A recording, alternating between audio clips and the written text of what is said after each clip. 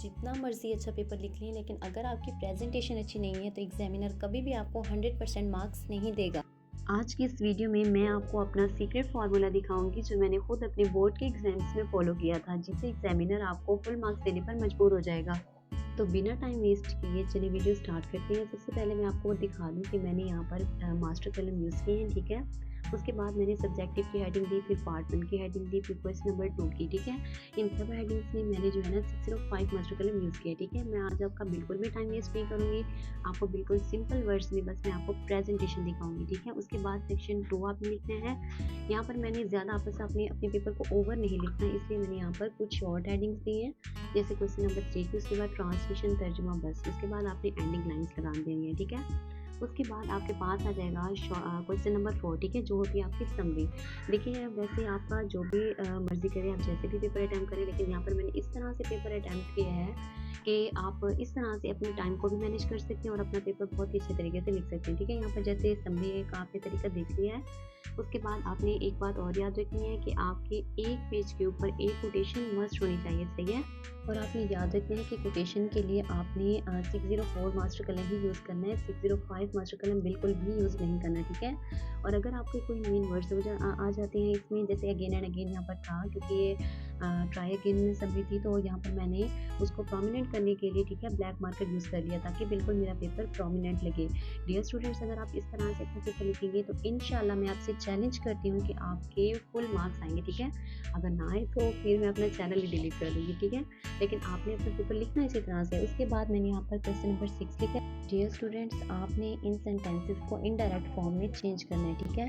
Dear students, उसके बाद आपका आता है नेक्स्ट क्वेश्चन, क्वेश्चन नंबर 7, ठीक है, जिसमें आपके पेयर ऑफ वर्ड्स होते हैं।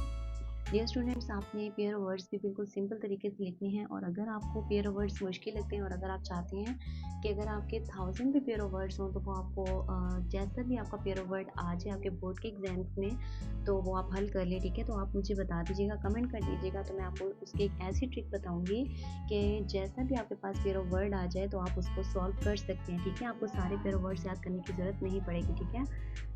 डियर स्टूडेंट्स, उसके बाद आपके पास जो है ना क्वेश्चन नंबर 8 होता है, जिसमें आपको उर्दू में एक पैराग्राफ दिया जाता है और आपको उसे इंग्लिश में लिखना पड़ता है, ठीक है। तो इस तरह से आपने सबसे पहले क्वेश्चन नंबर की हेडिंग देनी है, उसके बाद ट्रांसलेट इनटू इंग्लिश 605 मास्टर कलम से ही आपने लिखना है, और आप ब्लैक मार्कर बिल्कुल यूज़ कर सकते हैं। अगर आपको डाउट है तो आप उसको स्किप भी कर सकते हैं, ठीक है। और डियर स्टूडेंट्स, आपने याद रखना है कि आपका जो ऐसे है वो आपने सबसे लास्ट में लिखना है, ठीक है, क्योंकि डियर स्टूडेंट्स आपको ऐसे जो होता है वो ज़्यादा लिखना पड़ता है, इसलिए आपने इसको लास्ट में लिखना है, ठीक है। उसके बाद आपने जो है क्वेश्चन नंबर 5 की हेडिंग देनी है, जो आप ऐसे लिख रहे हैं उसकी आपने हेडिंग लास्ट में देनी है ताकि एग्जामिनर को पता लग जाए कि आप कौन सा ऐसे अटैम्प्ट कर रहे हैं। और आपने एक पेज के ऊपर एक कोटेशन लास्ट में लिखनी है, ठीक है। आपने कोई भी पेज ऐसे नहीं छोड़ना, एक पेज के ऊपर एक कोटेशन आपने लास्ट में लिखनी है। उसके बाद अगर आपके ऐसे में कोई मेन कीवर्ड्स, कोई जैसे कोई डेट आ जाती है, कोई भी मेन वर्ड आ जाता है, तो आपने उसे लाजमी प्रोमिनेंट करना है। इससे एग्जामिनर के ऊपर एक बहुत ही अच्छा इंप्रेशन पड़ता है और उसे पता लग जाता है कि बच्चे को वाकई में बहुत ज़्यादा पेपर आता है, तभी उसने तमाम जो मेन के जो बातें हैं उसे हाईलाइट किया हुआ है, ठीक है। इस तरह से आपने डियर स्टूडेंट्स अपना पेपर करना है। और मैंने आपसे कहा है कि अगर आपके 95 प्लस मार्क्स ना आए तो इंशाल्लाह मैंने आपसे कहा है कि मैं अपना चैनल लाजमी डिलीट कर दूँगी, ठीक है। आपने बस इस प्रेजेंटेशन को लाजमी देखना है, अपने पेपर से चाहे एक दिन पहले देख लीजिए, ठीक है। तो आपने इस तरह से अपना पूरा पेपर अटैम्प्ट करना है। और डियर स्टूडेंट्स, आपने एक बात याद रखनी है कि अगर आपके पेपर में कोई छोटी कोटेशन है तो आपने उसको 605 मास्टर कलम से लिखना है, ना कि 604 मास्टर कलम के साथ, ठीक है।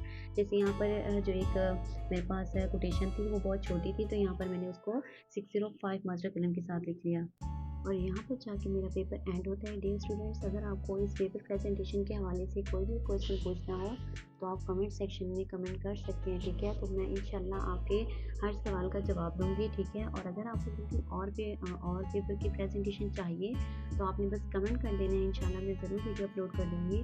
और अगर आपको ये वीडियो थोड़ी सी भी हेल्पफुल लगी हो तो चैनल को ज़रूर सब्सक्राइब कर दीजिएगा। और ये रहा आपका पास्ट पेपर, आप यहाँ पर तमाम क्वेश्चन देख सकते हैं।